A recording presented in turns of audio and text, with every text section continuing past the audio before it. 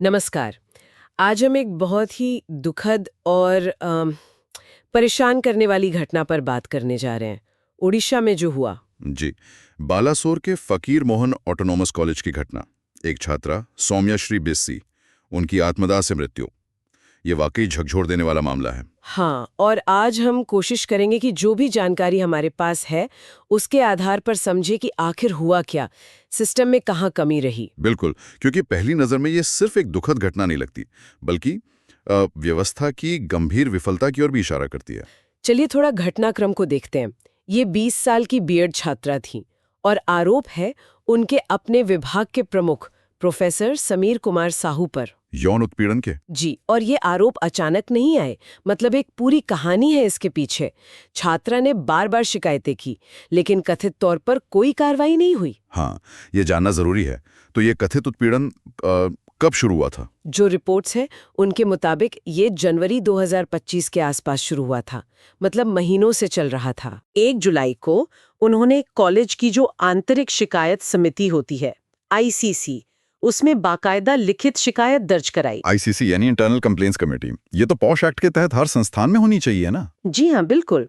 कार्यस्थल पर यौन उत्पीड़न रोकथाम अधिनियम 2013 के तहत ये अनिवार्य है, और इसका काम सिर्फ शिकायत लेना नहीं, बल्कि 90 दिन में जांच पूरी करना और जरूरत हो तो पीड़ित को अंतरिम सुरक्षा देना भी है। पर सौम्यश्री की उस 1 जुलाई की शिकायत में सिर्फ उत्पीड़न का जिक्र था या कुछ और भी? नहीं, उसमें और भी गंभीर बातें थीं, जैसे फेल करने की धमकियां देने का आरोप था, अनुचित मांगे करने का जिक्र था, और जो सबसे चिंताजनक बात है। क्या उन्होंने उस चिट्ठी में साफ साफ लिखा था, अंग्रेजी में था, जिसका मतलब है कि मेरी शांति भंग हो गई है, अगर कोई कार्रवाई नहीं हुई तो मुझे आत्महत्या करने पर मजबूर होना पड़ सकता है। ओह, ये तो सीधी चेतावनी थी। हाँ। मतलब एक तरह से एसओएस था। बिल्कुल, ये सिर्फ एक शिकायत नहीं थी, ये एक पुकार थी, एक चेतावनी थी। और यहीं पर मतलब सिस्टम की पहली बड़ी नाकामी सामने आती है। क्या मतलब आईएससीसी ने क्या किया? आरोप यही है कि आईसीसी ने इस शिकायत को गंभीरता से नहीं लिया। प्रोफेसर साहू को लगभग क्लीन चिट दे दी गई, ऐसा कहा जा रहा है। Clean chit? इतनी गंभीर शिकायत और चेतावनी के बाद? हाँ, और बात यहीं खत्म नहीं हुई। सूत्रों के हवाले से यह भी खबर है कि प्रिंसिपल घोष ने कथित तौर पर छात्रा पर ही दबाव डाला कि वो अपनी शिकायत वापस ले लें। ये तो बिल्कुल उल्टा है। पॉश एक्ट तो पीड़ित की सुरक्षा की बात करता है। जी, ये पॉश एक्ट की मूल भावना और उसके कानूनी प्रावधानों का सीधा उल्लंघन नजर आता है अगर ये आरोप सही है। छात्रा को मदद, काउंसलिंग या सुरक्षा का भरोसा मिलना चाहिए था। पर मिला क्या? कथित तौर पर दबाव और चुप्पी। और फिर वो भयानक दिन आया, 12 जुलाई। हाँ, 12 जुलाई को कॉलेज गेट पर एक विरोध प्रदर्शन चल रहा था और उसी दौरान सौम्यश्री ने खुद को आग लगा ली। कितना दर्दनाक रहा होगा ये सब। बहुत ज्यादा। वो 90% से ज्यादा जल गई थी। उन्हें भुवनेश्वर एम्स ले जाया गया, लेकिन 14 जुलाई को उनकी मृत्यु हो गई। उनके आखिरी शब्द भी रिपोर्ट हुए हैं। जी, कहा जाता है कि उन्होंने कहा, मैं नहीं चाहती कि दूसरे मेरी तरह पीड़ित हों, दुनिया को पता चलने दो।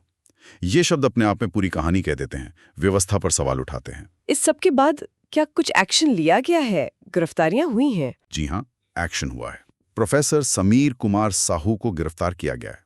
उन पर आईपीसी की धारा 354 यानी छेड़छाड़, 306 आत्महत्या के लिए उकसाना, 509 महिला के सम्मान को ठेस पहुंचाना और साथ ही पॉश एक्ट के उल्लंघन का मामला दर्ज है। और प्रिंसिपल दिलीप घोष भी गिरफ्तार हुए हैं। उन पर आपराधिक लापरवाही और शिकायत को दबाने में मदद करने का आरोप है। दोनों को निलंबित भी कर दिया गया है। चलो, कम से कम कुछ कार्रवाई तो हुई। जांच का क्या स्टेटस है? 2 मुख्य जांचें चल रही हैं। एक तो उड़ीसा पुलिस की स्पेशल इन्वेस्टिगेशन टीम यानी एसआईटी बना दी गई है। अच्छा। और दूसरी, यूनिवर्सिटी ग्रांट्स कमीशन यूजीसी ने भी एक फैक्ट फाइंडिंग कमेटी बनाई है, क्योंकि यूजीसी के भी अपने नियम हैं। 2016 के दिशा निर्देश हैं जो बताते हैं कि शिक्षण संस्थानों को ऐसे मामलों में क्या करना चाहिए। और लगता है कि उन दिशा निर्देशों का पालन प्रथम दृष्टया तो नहीं लगता कि हुआ है, जांच में ही साफ होगा। सरकार की तरफ से भी कुछ हुआ है? उड़ीसा सरकार ने?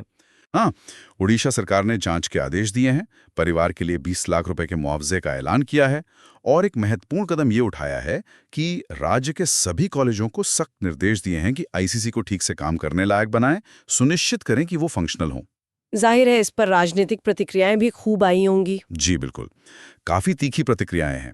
जैसा कि सूत्रों से पता चला, राहुल गांधी ने इसे सिस्टम द्वारा हत्या कहा है, बीजेडी ने इसे विफल सिस्टम बताते हुए सत्तारूढ़ बीजेपी पर निशाना साधा, बेटी पढ़ाओ बेटी जलाओ जैसा तंज कसा। वहीं केंद्रीय मंत्री धर्मेंद्र प्रधान ने घटना की निंदा की है, लेकिन साथ ही ये भी कहा है कि इस पर राजनीति नहीं होनी चाहिए।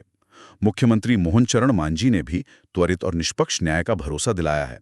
हम यहाँ बस इन बयानों को रिपोर्ट कर रहे हैं, किसी का पक्ष नहीं ले रहे हैं। सही है। इन बयानों से अलग हटकर अगर हम फिर से व्यवस्था की कमियों पर लौटें, तो ये मामला क्या दिखाता है? आईसीसी का फेल होना, प्रिंसिपल की कथित भूमिका। आईसीसी वो कई बार सिर्फ नाम के लिए होते हैं, मतलब कागजों पर तो हैं, पर असल में काम नहीं करते। हाँ, या तो उनमें स्वतंत्रता नहीं होती, या उन पर संस्थान का दबाव होता है, या उनमें संवेदनशीलता की कमी होती है। नतीजा ये होता है कि पीड़ित को न्याय मिलने के बजाय कई बार और प्रताड़ित होना पड़ता है, या मामले को दबा दिया जाता है।